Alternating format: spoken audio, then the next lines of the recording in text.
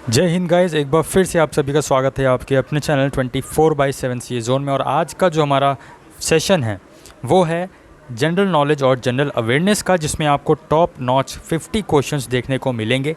ये ऐसे क्वेश्चंस हैं जो कि बार बार पूछे जाते हैं और आपके जो एंट्रेंस एग्ज़ाम में पूछे जाने के चांसेस बहुत ही ज़्यादा यहाँ पे इन क्वेश्चंस में रहते हैं। सो सेलेक्टेड क्वेश्चंस हैं। विदाउट वेस्टिंग टाइम अपनी वीडियो को स्टार्ट करते हैं। स्टार्ट करने से पहले मैं एक बार बोलूँगा आपसे कि अगर आप चैनल पे नए हैं तो चैनल को आप सब्सक्राइब कर लीजिए और बेल बटन प्रेस कर दीजिए, जिससे आने वाले दिनों में जो क्लासेस हैं प्लस जो अदर नोटिसेज हैं, जो अपडेट्स हैं, उनका नोटिफिकेशन आपको मिलता रहेगा। और बता दें कि इसको शेयर कर दीजिए ताकि बहुत से ऐसे बच्चे हैं जिनको पता ही नहीं है कि यहाँ पे क्लासेस भी चल रही हैं या फिर ऐसे उनको प्रिपरेशन करनी चाहिए। जनरल नॉलेज में अगर पढ़ना है तो क्या पढ़ना है, तो उनको भी आइडिया लग जाएगा। अगर आप दूसरे की हेल्प करोगे तो भगवान आपकी हेल्प करेगा। इसलिए शेयर जरूर करिए सेशन को और यहाँ पे लाइक या डिसलाइक भी कर दीजिएगा। कंटेंट देखिएगा, कंटेंट अगर पसंद आए तो लाइक कर दीजिएगा, कंटेंट ना पसंद आए तो डिसलाइक कर दीजिएगा। और वीडियो ख़त्म होने के बाद जब आप सारे क्वेश्चंस कर लेंगे 50 क्वेश्चंस पूरे, उसके बाद एक रिव्यू ज़रूर दीजिए करिए कि आपको क्लास कैसी लगी, क्योंकि उस रिव्यू से हम अपने जो आपकी वीडियोज़ हैं, जो आपके क्वेश्चंस हैं, उसको और इम्प्रूव करने की कोशिश करते हैं। सो यहाँ पे फर्स्ट क्वेश्चन आपकी स्क्रीन पर है।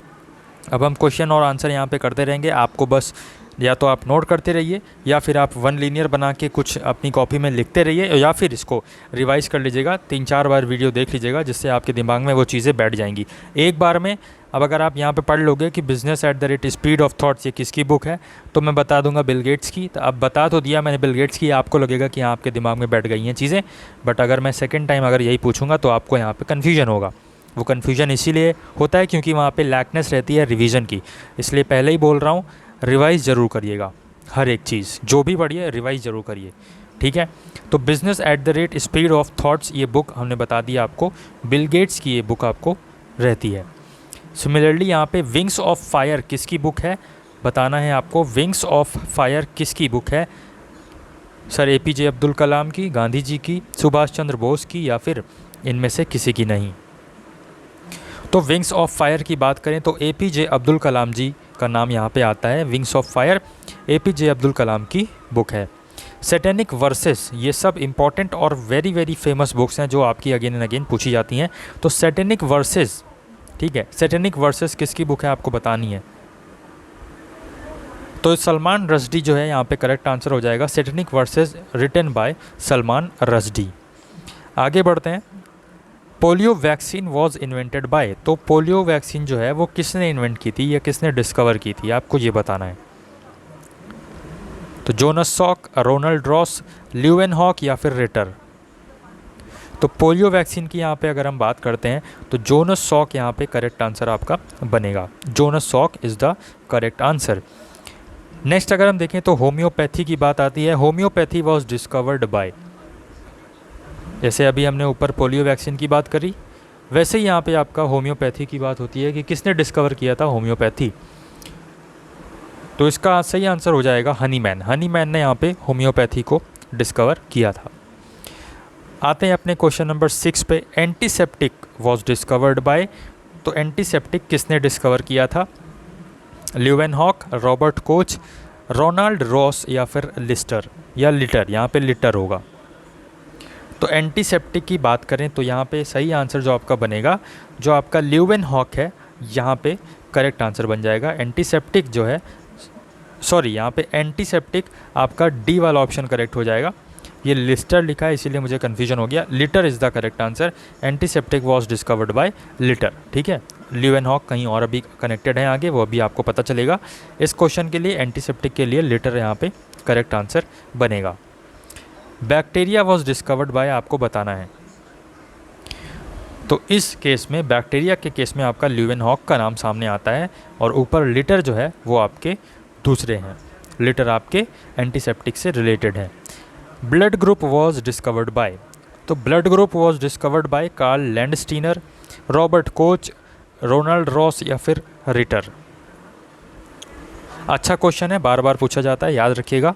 Blood group was discovered by Karl Landsteiner, किसके द्वारा? कार्ल लैंडस्टीनर के द्वारा ब्लड ग्रुप की खोज की गई थी। आगे बढ़ते हैं, क्वेश्चन नंबर 9 पे देखते हैं। क्वेश्चन नंबर 9 जो हमारा है, DNA डबल हेलिकल स्ट्रक्चर, ये आपको बताना है किसने खोजा था। आपको बता दें, इससे पहले भी अगर आप ये फर्स्ट टाइम ये वीडियो हमारी देख रहे हैं तो इससे पहले भी हमने कई सारी क्लासेस ले रखी हैं जनरल अवेयरनेस की और जीके की। आप बता दूं कि करंट अफेयर्स की पीडीएफ भी प्रोवाइड कर रखी है, उसका लिंक आपको डिस्क्रिप्शन बॉक्स में मिल जाएगा। अगर आपको करंट अफेयर की पीडीएफ चाहिए तो 48 रुपीज़ की पीडीएफ है, वो आप ले सकते हैं। इंग्लिश की क्लासेस भी आपको फ्री ऑफ कॉस्ट, सब कुछ फ्री ऑफ कॉस्ट प्रोवाइड कर रखा है, ठीक है। तो आप यहाँ पे प्लेलिस्ट जो है उससे देख सकते हैं, डिस्क्रिप्शन बॉक्स में आपको लिंक मिल जाएगा। क्वेश्चन नंबर 9 का जो सही आंसर की बात करें तो वॉटसन एंड क्रिक आपका सही आंसर बनेगा, क्योंकि यार देखो एक वीडियो में देख लेने से आपका कुछ नहीं होने वाला, ठीक है। हो सकता है कुछ क्वेश्चंस फंस जाएं उसमें से, लेकिन गारंटी नहीं है। लेकिन अगर आप बहुत सारा, जब आपके सामने बहुत सारे क्वेश्चंस, आपका जो दिमाग है वो बंडल्स ऑफ क्वेश्चन से भर जाएगा, तो फिर अगर आपके सामने जैसे नेबरिंग कंट्रीज़ ऑफ इंडिया आया और उसमें वहाँ पे आप एलिमिनेट भी कर सकते हो कि नहीं ये तो कनेक्टेड है ही नहीं इससे, ये कनेक्टेड है ही नहीं इससे, ये कनेक्टेड है ही नहीं इससे, ये फला फला से कनेक्टेड है, तो आप एलिमिनेट करके भी कर सकते हो। लेकिन उसके लिए क्वेश्चंस का जो एक भंडार है वो आपको इकट्ठा करना पड़ेगा खुद में। वो कैसे इकट्ठा करेंगे आप, तो आप जैसे कि आपने ये वीडियो देखी, इससे पहले जो हमने करवा रखी है 50 क्वेश्चंस की वो देखिए। उससे पहले भी हमने 25-20 कुछ ना कुछ क्वेश्चंस आपको करवा रखे हैं, वो देखिए। मैराथन आपकी बहुत सारी पड़ी हुई हैं, हिस्ट्री, पॉलिटी, ज्योग्राफी, इकोनॉमिक्स, हर एक सब्जेक्ट की मैराथन पड़ी हुई है, तो वो सब आप देखिए। जब आप सब चीज़ देखेंगे ना, तब आपको एंट्रेंस एग्ज़ाम देने में मज़ा ज़रूर आएगा। बशर्ते आप सारी क्लासेस कवर करिए और उसके बाद रिवाइज भी करिए। Revision is very very very very much important for all of you. तो नेबरिंग कंट्रीज़ की बात करें, देखिए जो मैं आपको भाषण दे रहा हूँ ना, ये देना पड़ता है, क्योंकि यार देखो समझाना तो मेरा फ़र्ज़ है, बाकी समझना ना समझना ये आपके ऊपर है, और जो समझ गया वो जीत गया। तो नेबरिंग कंट्रीज़ ऑफ इंडिया की बात करें तो 7 ऐसी कंट्रीज़ हैं, 7 नेबरिंग कंट्रीज़ हैं जो कि इंडिया के साथ अपने बॉर्डर को शेयर करती हैं। स्टडी ऑफ केव्स आपको बताना है, ठीक है, स्टडी ऑफ केव्स। तो स्टडी ऑफ केव्स की बात करें तो यहाँ पे जो आपका स्पीलोलॉजी है वो आपका सही आंसर बनेगा। कैवोलॉजी, मेमाकोलॉजी और ऊलॉजी ये सब यहाँ पे रॉन्ग आंसर है। इसके लिए जो क्वेश्चन नंबर 11 है, study of caves is called as speleology. चलते हैं अपने नेक्स्ट क्वेश्चन पे, देखते हैं क्वेश्चन नंबर 12 क्या है। तो क्वेश्चन नंबर 12 आपकी स्क्रीन पर है। यहाँ पे अगेन पूछा गया है स्टडी ऑफ नेस्ट और एग्स। तो इस केस में यहाँ पे हम बात करते हैं तो ऊलॉजी आपका करेक्ट आंसर बनेगा। Oology, study of nest and eggs. आगे बढ़ते हैं, क्वेश्चन नंबर 13 आपकी स्क्रीन पर है। सो क्वेश्चन नंबर 13 पूछ रहा है आपसे कि 61st अमेंडमेंट 1989 में जो हुआ था, उसने यहाँ पे वोटिंग एज को घटा दिया था, 21 से घटाकर उसने क्या एज रख दी थी। अब इसमें देखिए एक क्वेश्चन से आपकी कितनी चीज़ें कवर हो रही हैं। सबसे पहले क्या, 61st अमेंडमेंट जो हुआ वो कब हुआ, 1989 में हुआ। अब यहाँ पे पूछा जाता है कि किस अमेंडमेंट में। सबसे पहले इसका आंसर आप जान लीजिए कि 21 से एज घटाकर 18 कर दी गई थी, जो कि अभी तक चल रही है। अगर आप 18 एज के हैं तो यहाँ पे वोटिंग करने लायक हैं, वोटिंग कर सकते हैं आप, और एडल्ट माने जाते हैं, ठीक है। तो अब यहाँ पे देखिए पहला क्वेश्चन 61st अमेंडमेंट कब हुआ, 1989 में। दूसरा क्वेश्चन 21 से एज घटाकर कितनी कर दी गई, 18 कर दी गई। तीसरा क्वेश्चन किस अमेंडमेंट से आपकी एज घटाकर 21 से 18 कर दी गई, तो आपको याद रखना है 61st अमेंडमेंट, ठीक है। तो इस तरीके के कुछ क्वेश्चंस यहाँ पे बन सकते हैं। तो एक क्वेश्चन से भी आपके कई सारे चीज़ें क्लियर हो रही हैं, तो उसको भी आप ध्यान में रखते हुए चलिए। कहीं से भी क्वेश्चन आ सकता है। जनरल अवेयरनेस और जनरल नॉलेज इतनी ब्रॉड है ना कि उसको जितना कवर कर लो उतना कम है। सो आप देख सकते हैं यहाँ पे क्वेश्चन नंबर 14 आपकी स्क्रीन पर है। आपको बताना है 365 आर्टिकल जो है वो आपका किससे रिलेटेड है। 365 आर्टिकल आपका किससे रिलेटेड है। ऑप्शंस आपके सामने हैं, आपकी स्क्रीन पर है। आपको बताना है right to vote, right to live, right to fight या राइट टू से। तो 365 आर्टिकल की बात करें तो ये हमारा बात करता है राइट टू वोट से। किससे, राइट टू वोट से। नेक्स्ट यहाँ पे आरटीआई का नाम आपने सुना होगा, और अगर नहीं सुना है तो अब आप ग्रेजुएशन लेवल में एंट्री करने जा रहे हो तो सुन लोगे, ठीक है। RTI is for right to information act होता है। ये कब आया था, किस ईयर में आया था, ये आपको बताना है। ऑप्शंस आपकी स्क्रीन पर हैं 2005, 2010, 2008 और 2007। तो आरटीआई एक्ट की बात करें तो इसके लिए हमारा जो करेक्ट आंसर बनेगा 2005, यहाँ पे option number A correct answer बन जाएगा। ओके, सो 16th नंबर क्वेश्चन आपका जो है, ऑप्शन इसमें थोड़े ज़्यादा रखे हैं मैंने, क्यों रखे हैं वो अभी आपको पता चल जाएगा।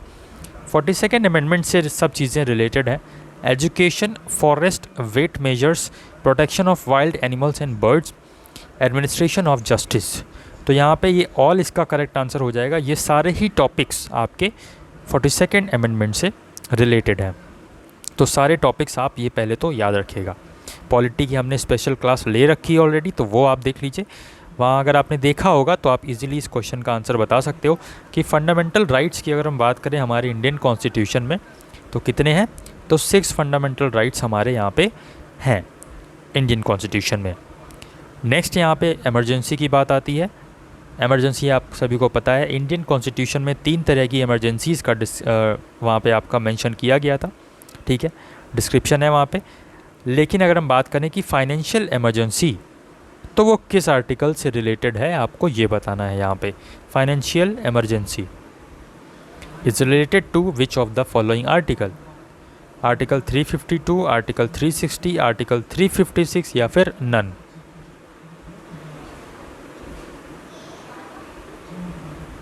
सो यहाँ पे क्वेश्चन नंबर 18 देखें तो फाइनेंशियल इमरजेंसी आपका रिलेटेड है आर्टिकल 360 से, और 352 जो है ये आपका नेशनल इमरजेंसी से रिलेटेड है, ठीक है। आगे बढ़ते हैं। स्पाइडर्स बिलोंग्स टू, आंसर्स आपने देख लिया क्या? चलिए कोई बात नहीं, स्पाइडर्स बिलोंग्स टू यहाँ पे आपको बताना है।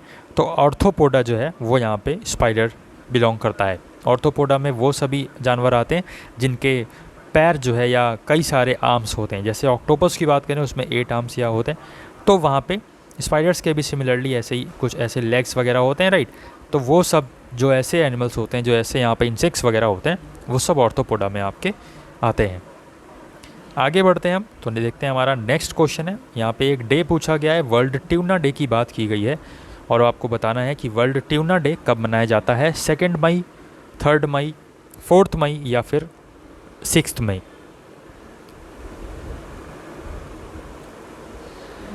तो question number 20, world tuna day आपका कब मनाया जाता है, तो 2 मई को मनाया जाता है। आपको ये याद रखना है, 2 मई आपका करेक्ट आंसर यहाँ पे बनेगा।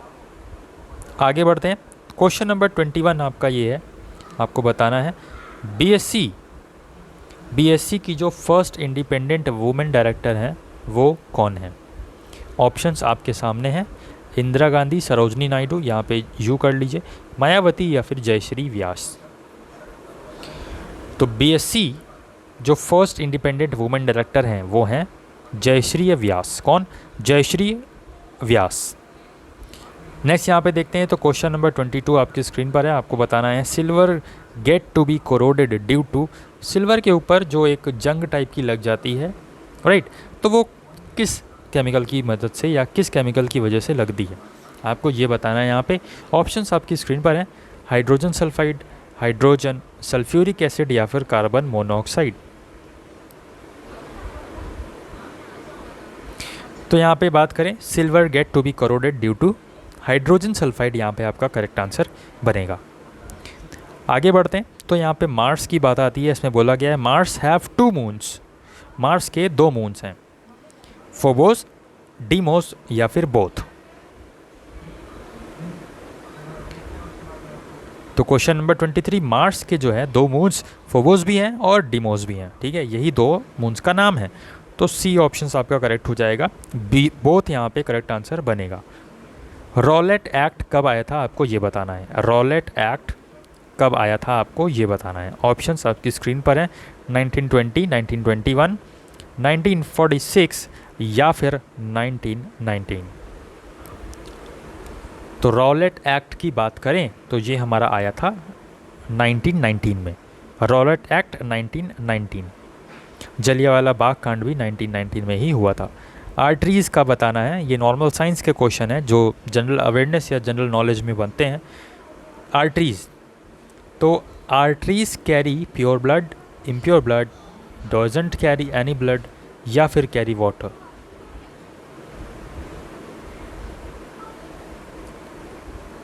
तो आर्टरीज कैरी यहाँ पे क्या हो जाएगा, प्योर ब्लड, ठीक है। Veins carry impure blood, deoxygenated blood, but arteries carry pure blood. तो ऑप्शन है यहाँ पे करेक्ट आंसर आपका बनेगा। क्वेश्चन नंबर 26 देखते हैं। तो कुचिपुड़ी इज रिलेटेड टू, ये एक डांस है, राइट, किस स्टेट से रिलेटेड है आपको ये बताना है। कुचिपुड़ी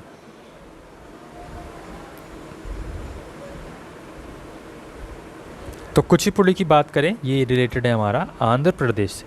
किससे? आंध्र प्रदेश से। नेक्स्ट देखें तो जो हॉर्स का नेम पूछा गया है किसके, महाराणा प्रताप सिंह के घोड़े का नाम क्या था आपको ये बताना है। चेतक, घुड्स, टोनी या फिर पिको। तो हॉर्स का नेम, जो महाराणा प्रताप सिंह के हॉर्स का नाम था वो क्या था, चेतक। आप सभी को नाम से ही पता चल गया होगा।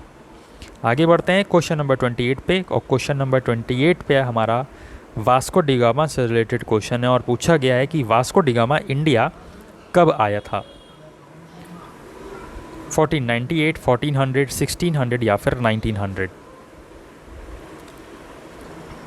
सेशन अगर पसंद आ रहा हो, आपको जो क्वेश्चंस हैं वो अगर पसंद आ रहा हो, कंटेंट अच्छा लग रहा हो, तो फिर लाइक ज़रूर करिए।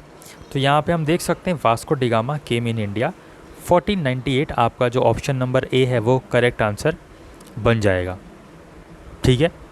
आगे बढ़ते हैं, क्वेश्चन नंबर 29 पे हम चलते हैं। तो क्वेश्चन नंबर 29 पे हमारा क्या क्वेश्चन है, maximum moons is of which planet. Maximum moons जो हैं वो आपको किस प्लैनेट के देखने को मिलते हैं। ऑप्शंस आपकी स्क्रीन पर हैं, जुपिटर, मार्स, सैटर्न या फिर अर्थ।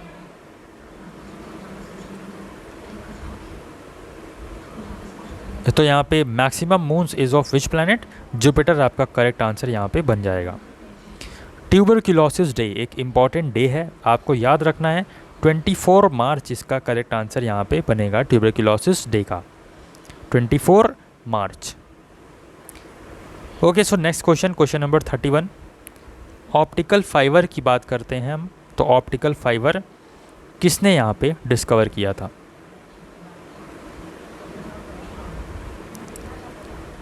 तो ऑप्टिकल जो फाइबर है वो रिलेटेड है नरेंद्र सिंह कोपानी। किससे? नरेंद्र सिंह कोपानी से रिलेटेड है, इन्होंने इसकी इन्वेंशन किया था। सिमिलरली यहाँ पे ईमेल की बात करें तो ईमेल इनमें से किससे रिलेटेड है, किसने ईमेल की खोज की थी आपको ये बताना है। नरेंद्र सिंह कोपानी, रे टॉमिल्सन, सैमुअल मॉर्से या फिर ऑलिव इवेंस। तो यहाँ पे रे टॉमिल्सन आपका सही आंसर हो जाएगा, ईमेल की खोज रे टॉमिल्सन ने की थी। क्वेश्चन नंबर 33 है, टेलीग्राफ की खोज किसने की थी करें। सो आंसर जो है आपका क्वेश्चन नंबर 33 का टेलीग्राफ जो रिलेटेड है, ऑलिव इवेंस ने इसकी यहाँ पे खोज की थी। ऑप्शन डी आपका करेक्ट आंसर हो जाएगा फॉर क्वेश्चन नंबर 33। सॉरी, यहाँ पे टेलीग्राफ जो है सैमुअल मॉर्से से रिलेटेड है, ऑलिव इवेंस आपको आगे देखने को मिलेगा। टेलीग्राफ यहाँ पे सैमुअल मॉर्से से रिलेटेड है। ऑप्शन सी हाँ करेक्ट आंसर है। सो जैसा कि मैंने आपको बताया कि ऑलिव इवेंस वो आपका किससे रिलेटेड है, रेफ्रिजरेटर से, ठीक है। सैमुअल मॉर्से अभी मैंने ऊपर आपको बताया, और यहाँ पे ऑलिव इवेंस रेफ्रिजरेटर से रिलेटेड है, इन्होंने इसकी खोज की थी। यहाँ पे नेक्स्ट क्वेश्चन, क्वेश्चन नंबर 35 है, फर्स्ट बुद्धिस्ट काउंसिल कहाँ हुई थी आपको ये बताना है। फर्स्ट बुद्धिस्ट काउंसिल कहाँ हुई थी ये बताना है, राजगिर, वैशाली, पाटलिपुत्र या फिर कुंडलवन। तो इसमें आप देख लीजिए, पहले तो फर्स्ट बुद्धिस्ट काउंसिल जो है वो राजगिर में हुई थी, सेकंड वैशाली में हुई थी, थर्ड पाटलिपुत्र में हुई थी, और फोर्थ कुंडलवन में हुई थी। ये भी एक क्रोनोलॉजिकल ऑर्डर है, तो इसको भी आप याद रखिएगा। पहली राजगिर में, दूसरी वैशाली में, तीसरी पाटलिपुत्र में, और चौथी या लास्ट बोले तो कुंडलवन में यहाँ पे बुद्धिस्ट काउंसिल हुई थी। क्वेश्चन नंबर 36 आपकी स्क्रीन पर है, इजी क्वेश्चन है, बताना है आपको बांग्लादेश का कैपिटल क्या है। कैपिटल पूछा है बांग्लादेश का, ठीक है। ढाका, टका, थिम्फू या फिर काबुल। तो टका तो यहाँ पे क्या है, इसकी करेंसी है, बांग्लादेश की करेंसी है टका, लेकिन ढाका इसका कैपिटल है। ढाका इसका कैपिटल है और टका यहाँ पे करेंसी है। क्वेश्चन नंबर यहाँ पे 37 की बात करें तो हरिहर एंड बुक्का, हरिहर एंड बुक्का आपकी किस डायनेस्टी से रिलेट थे आपको ये बताना है। तो हरिहर और बुक्का की बात करें, ये आपके संगम वंश से रिलेटेड थे। ऑप्शन बी यहाँ पे करेक्ट आंसर बनेगा। ठीक है, संगम वंश से ये दोनों ही रिलेटेड थे। नेशनल साइंस डे की बात करें तो ये कब मनाया जाता है? तो नेशनल साइंस डे हमारा मनाया जाता है 28 फरवरी। 28 फरवरी को हम नेशनल साइंस डे मनाते हैं। 12 जनवरी को कौन सा इंपॉर्टेंट डे मनाया जाता है? तो 12 जनवरी को हम बात करें तो army day, national youth day, voters day या फिर एनआरआई डे। तो 12 जनवरी को हम मनाते हैं national youth day. Option B आपका करेक्ट आंसर यहाँ पे बनेगा। नेक्स्ट यहाँ पे हम देखें तो वर्ल्ड इन्वायरमेंट डे आपको बताना है कब मनाया जाता है। World environment day, world environment day कब मनाते हैं हम, आपको बताना है। पर्यावरण दिवस जिसे बोलते हैं, 5 जून को हम यहाँ पे वर्ल्ड इन्वायरमेंट डे मनाते हैं। तो आपको याद रखना है वर्ल्ड इन्वायरमेंट डे 5 जून। आगे बढ़ते हैं और देखते हैं हमारा नेक्स्ट क्वेश्चन क्या है। क्वेश्चन नंबर 41 आपकी स्क्रीन पर है। आपको बताना है वर्ल्ड हेल्थ डे हम कब मनाते हैं। वर्ल्ड हेल्थ डे, तो यहाँ पे आपका जो सही आंसर बनेगा, वर्ल्ड हेल्थ डे जो हम मनाते हैं 8 अप्रैल को, यहाँ पे करेक्ट आंसर आपका बनेगा।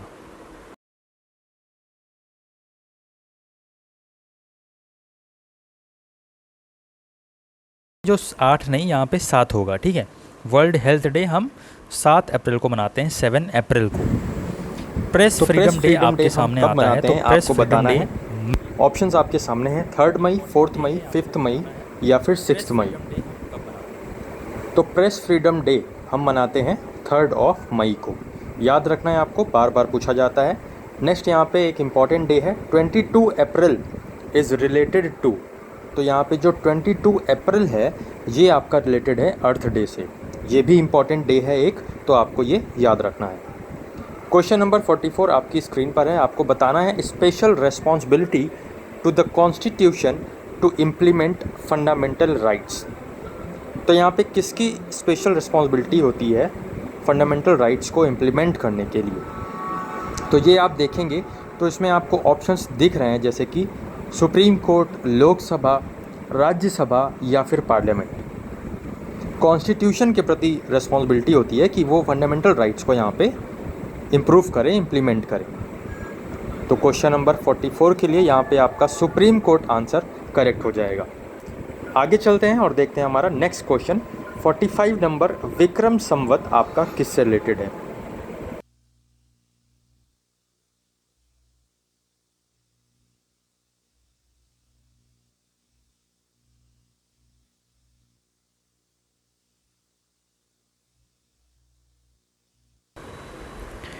तो करेक्ट आंसर आपका हो जाएगा विक्रम संवत 58 BC से आपका रिलेटेड है। Ramayana has how many kandas. Ramayana में कांड जो हैं कितने कांड हैं वो आपको बताना है। यहाँ पे हाउ है और ये है मैनी एंड कांड्स। हाँ सही है। तो रामायण में कितने कांड हैं? 5 कांड, 6 कांड, 7 कांड या फिर 8 कांड? आप सभी को पता है रामायण में 7 कांड हैं, तो 7 कांड हमें रामायण में देखने को मिलते हैं। पतंजलि यहाँ पे आपने सभी ने सुना है, तो वो किसके कंटेम्पररी थे? Patanjali was the contemporary of whom? Options आपके स्क्रीन पर हैं। पुष्यमित्र सुंग, कालिदास, कबीरदास या तुलसीदास। तो Patanjali was the contemporary of Pushyamitra Sunga. Option ए आपका यहाँ पे करेक्ट आंसर बनेगा। ठीक है, नेक्स्ट यहाँ पे आपको बताना है कि जो wife of Lakshman in the Ramayana, जो हमारी रामायण है, आपने अभी देखा कि उसमें 7 कांड पाए जाते हैं, लेकिन लक्ष्मण जी की जो पत्नी थी उनका क्या नाम था आपको यहाँ पे बताना है। मांडवी, उर्मिला, सुलोचना या फिर नन। लक्ष्मण जी की पत्नी का नाम आपको बताना है। उर्मिला यहाँ पे करेक्ट आंसर आपका बन जाएगा। Option B correct answer. Question number 49 आपकी स्क्रीन पर है। आपको बताना है दीनदयाल पोर्ट का नेम चेंज करके क्या रखा गया था? Kandla port, Bhakra Nangal port, Kolcha port या फिर इनमें से कोई नहीं। ऑप्शन डी यहाँ पे आप लिख दीजिए, नन। तो यहाँ पे जो दीनदयाल पोर्ट है उसका नाम चेंज करके इन्होंने रख दिया था कांडला पोर्ट। ऑप्शन ए आपका करेक्ट आंसर यहाँ पे बनेगा।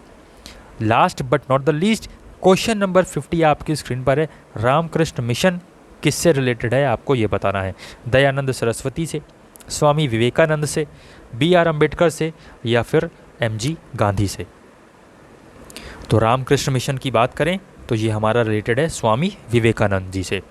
तो क्वेश्चंस कैसे लगे कमेंट करके ज़रूर बताइएगा। जैसा कि मैंने आपको पहले ही बोला था कि आपके रिव्यूज़ से हमें पता चलता है कि हमारे जो क्वेश्चंस हैं वो आपको पसंद आ रहे हैं या नहीं आ रहे हैं। अगर हमारी गलतियां हैं तो कहाँ पे गलतियां हैं, कैसे हम इम्प्रूव कर सकते हैं और कैसे आपको अच्छे अच्छे क्वेश्चंस दे सकते हैं जिसकी वजह से आप जो है आपका एंट्रेंस एग्ज़ाम क्वालिफाई कर सकें और आपको एंट्रेंस एग्ज़ाम में जो भी क्वेश्चंस देखने को मिले सो आपके सामने ऐसा इंप्रेशन ना पड़े कि अरे ये क्वेश्चन कहाँ से आया है, वो ऐसा लगे कि हाँ ऐसा क्वेश्चन हमने पढ़ा हुआ था और आप उस क्वेश्चन को अटेम्प्ट कर पाएँ, अच्छे से सॉल्व कर पाएँ। पूरा जो आपके एंट्रेंस एग्ज़ाम है उसमें यहाँ पे ओवरऑल आपकी परफॉर्मेंस अच्छी रहे। पूरी कोशिश रहती है कि हम आपको उस तरह का यहाँ पे कंटेंट दें।